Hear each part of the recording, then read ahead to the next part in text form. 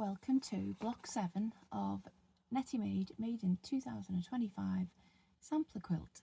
This is a lovely block. It's very simple, very easy to do. You have flying geese, squares and a centre square, and that's it basically. So a really simple, delightful block to make, and it allows you to fussy cut your centre squares if you're using fabric rather than planes. So hi, I'm Netty, and inside you've got your line diagram, your layout and your colouring chart, your cutting out chart, which is very simple this time. It's only 4 steps to this, and there's your colouring page on the back. So the pattern is as it is, and basically we're just going over flying geese again really. So this is how your finished block is going to look. So you've got your flying geese here, and all the geese are flying into the centre, and you've got your centre square and your corner squares, and that's what makes this beautiful star. Okay, so that's what we're making today. So the first thing we have to do is we have to make our flying geese. So I suggest what you do is you lay out your, because you're making four of these, so lay it all out according to your colour placements. You'll find it easier. So you've got your base of your flying geese, your base triangle of your flying geese, and what you're going to do is you're going to put the first triangle on, you're going to match it at the bottom, on the long bottom, and you're going to get that point, matching the point of that. This will overhang, don't worry, okay? And then you are going to take a pin, and you are going to pin this, and just for ease I've drawn the seam line. That's the sewing line. So you're sewing along this side, not the bottom, you're sewing along this side. What will happen then is it will flip out and it'll form one side of the geese, okay? Now with this, you can't actually line them all up and pin them all together, because if you do that, it won't open right. So I suggest you pin all of one side, sew all of that together, take it to the iron, press it open, and then redo with the other side, and that's the way to do it basically, okay? Right, so I'm just going to get this done. And if you've watched block 6, you'll see I was working with the wrong foot on the machine because I've lost my A foot, which is really annoying. This foot I've got on, which is the only one I can find at the minute, does not like going over the seams, so it veers off, which means I'm getting wonky seams a lot with it. So this is a decorative foot, and so it just shows you that you do need to use the right foot. So you can see there, when I flip that back, if I finger press it just for now, you can see that that's one side of the goose. Now if we'd just sewn that on straight away like this, and we stitched up there, what would have happened is it wouldn't have opened right. So this is why you have to stitch one side on first and then do the other. So I'm just going to press this open. Be very careful when you're pressing these, because it's all on the bias and they can very easily be overstretched. And then all I'm going to do is take the other side, I'm going to match it up to the point, match it up on the bottom. You can see you've got your little dog ears hanging over there, forming that little 90-degree triangular point there. And I'm just basically going to sew this side down now.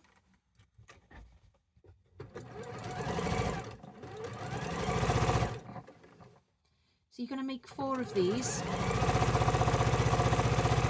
following your own colour chart, okay?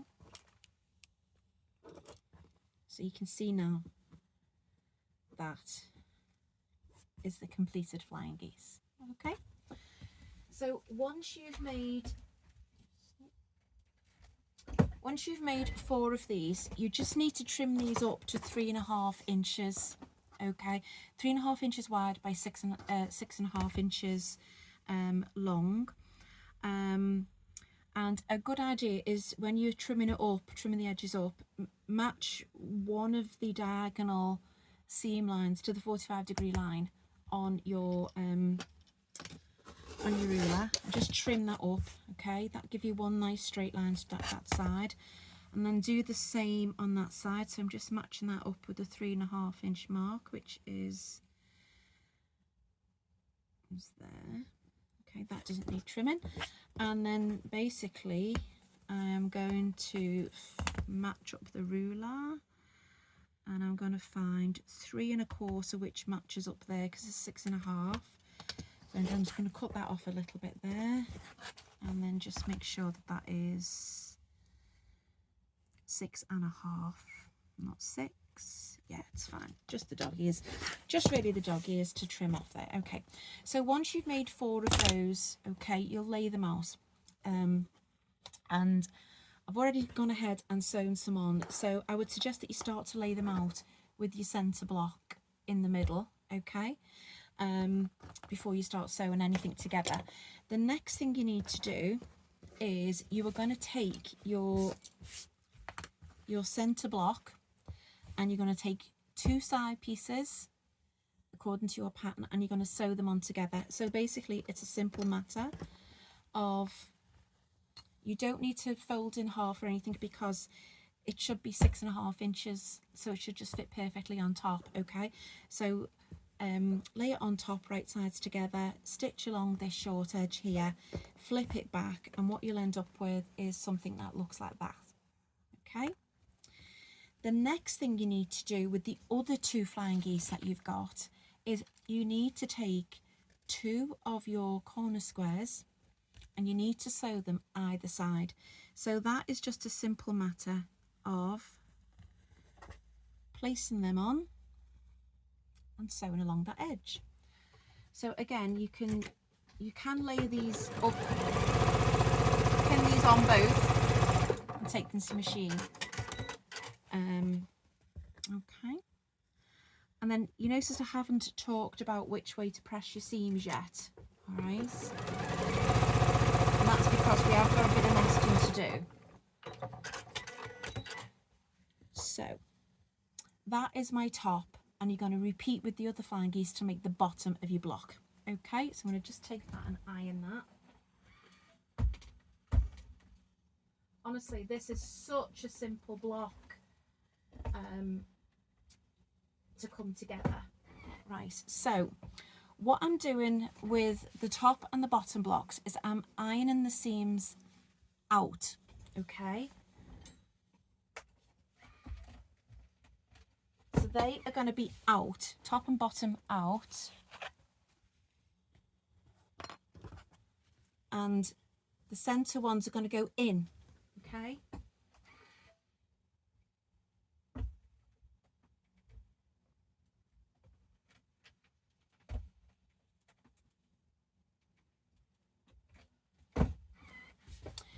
so you lay your block out then, so you've got your center panel bit, okay, and then you need your top and your bottom. Now be careful with your placement, because you want all of your flying geese points pointing in.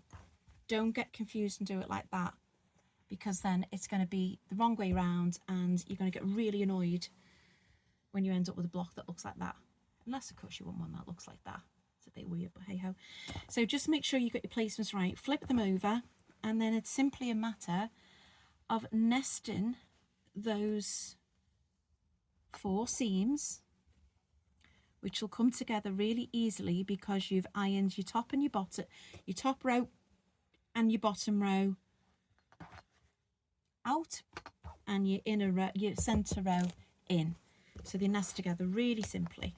Okay, I'm using quilter's clips again just to hold these in place rather than pins. So I've done that the wrong way.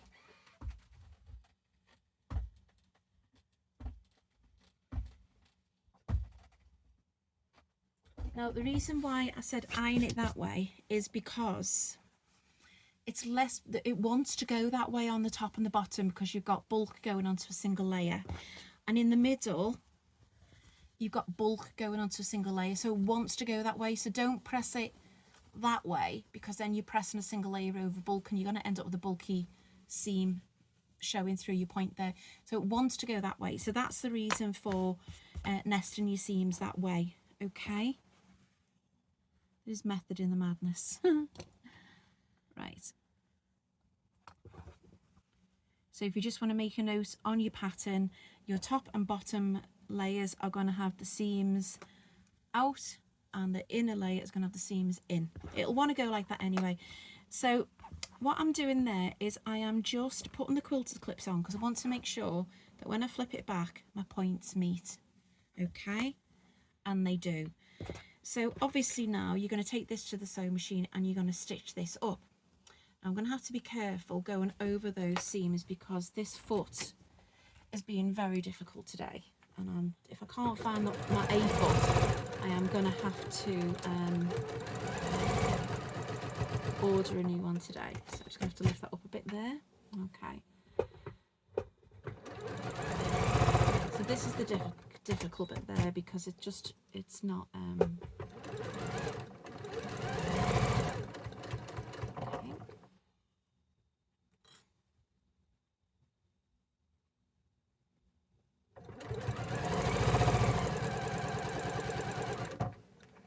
Just making sure that it matches up. Obviously pinned, quilters clips, whatever you're most comfortable with. You just really want to make sure that you're happy with how your points are matching. I think it's more noticeable when the points don't match when you've got a plain fabric. It's not so much of an issue when you've got pattern fabric, because obviously patterns hide a multitude of sins. And at the end of the day, it's not the end of the world if your nest and seams don't match. I'm slightly out on one of these, but hey ho. That's because I'm just rushing to get this done now. Okay.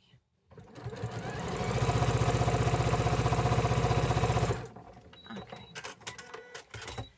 So when you open it up, I'm fairly happy with that. I've just gone off ever so slightly on one tiny little bit there, but I'm happy with that. This is the second one I've made, and I made it, you can see how quickly, and literally it does take 30 minutes, if that, to put together. It's really quick. So all I'm going to do now is I'm going to press that.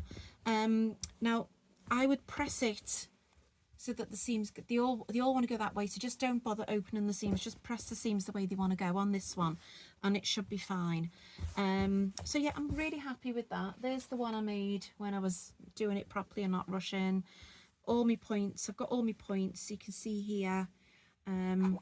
Oh yeah, all my points, I thought I hadn't ironed it then. Yeah, all the points are fine, they're all there. Okay. Those ones are slightly too big, and that's down to the fact that my machine is really struggling because I've got the wrong foot on and it doesn't like going over the bulk, so it's moved down the stitch a bit. So I can always go back and stitch over that and fix that properly. That'll be fine. It's just the seam's gone out ever so slightly, so it's showing a little bit more than it should be. I mean, literally by about a 16th of an inch. So, but I mean, I'm not being pedantic. I'll be happy with that. So yeah, that is block 7. So blocks 8, 9 and 10 are going to be released in a group of 3. That's going to be in June sometime, and there will be some Facebook Lives for those. They should just be a reiteration of what you've already done. Though I will be introducing some foundation paper piecing shortly for a couple of the blocks, just to give people you know, an idea of what that is, and just really to take the fear out of it, because it's not as hard as you think it is if you've never done it before. It's one of my favourite ways to piece patchwork together. So I hope you've enjoyed block 7. Block 7 is really just like, we're nearly halfway through. I did want to have block 8 issued by now, but I'm undecided about whether to issue that yet or not. I'm not quite sure, so that's why I've not issued it. So we're practically halfway through. We're only at the end of May. We've got plenty of time. The next couple of blocks are going to be issued in blocks of 3 anyway, because you've built up your skills now. You know how to how to sew squares, rectangles, half square triangles. You know how to do flying geese. You're now getting to the stage where you're putting patchwork blocks together in strips, and you know how to nest your seams. So we've done an awful lot in the last 7 blocks. So I hope block 7's been a nice way to end this first part of this block of the month for 2025. If anyone does have any issues, just please message me. If I need to do a one-to-one with you, I can do. Just the important things are to remember is scan 1/4 of an inch if you can, and accurate cutting out. be very, very careful with those triangles. If you can starch your fabrics, I use Dr. Beckman. I've actually just got some flatter in as well, just because it was stupidly cheap on Sewing Street and the manager specials last week, and I thought, why not? But what I do with that is I mix it with the Dr. Beckman, so you get a bit of a strange mix, but it still works, so it's fine. Yeah, so make sure you can starch your fabrics before you cut, particularly when you're cutting out triangles. That would be useful. If you can't, don't panic. The other thing is, if your points get chopped off or your seams don't nest, please don't panic. It is a beginner's quilt. It's a sampler quilt, and when it's all put together and you've got your sashing on, no one is going to notice anything bar you, so don't beat yourself up. Even experienced patchworkers and quilters still don't get everything perfect on the day, and that could be for a number of reasons as well. So yeah, thank you very much so far for joining me for these 7 first blocks, and hope you have a lovely bank holiday weekend, and I'll see you all in June. Take care now, bye.